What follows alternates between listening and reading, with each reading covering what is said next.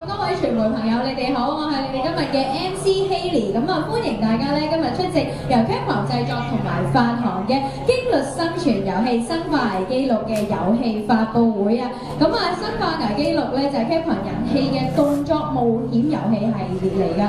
咁相信咧好多在座嘅朋友咧當然都有玩過啦。咁但係咧相隔咗3年之後咧，又再推出新作咯喎。咁啊熟悉嘅病毒感染喪屍咧，亦都會再度回歸㗎。仲加入咧就係被稱為咧就係 Jumbo 嘅新敵人嘅威脅，咁一陣大家咧喺我哋試玩嘅時候咧都會見到噶啦。咁啊花咗咧幾年嘅時間啦，去研發嘅《生化危機6》咧，當然就係唔會令到大家失望嘅。咁啊除咗咧喺畫面上面啦會變得更加精緻啦，同埋咧象真度更加高之外咧，今次嘅故事咧非常之特別㗎，就係用咧中國嘅城市為中心㗎。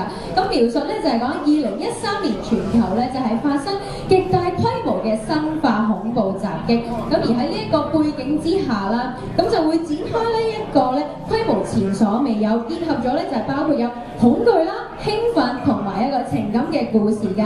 咁故事嘅主角咧包括咧就會有 Leon 啦、Chris、阿 Jake 同埋佢哋嘅一啲伙伴咧就會為生存咧而戰嘅。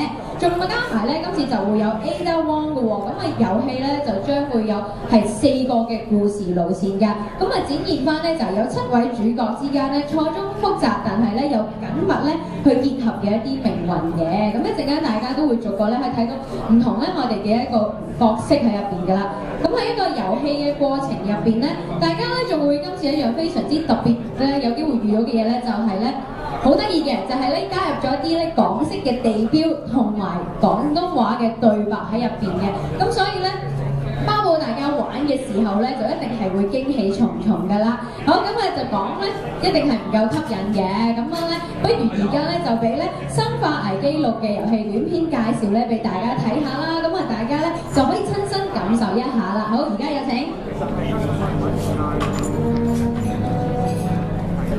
睇嚟唔好錄影啊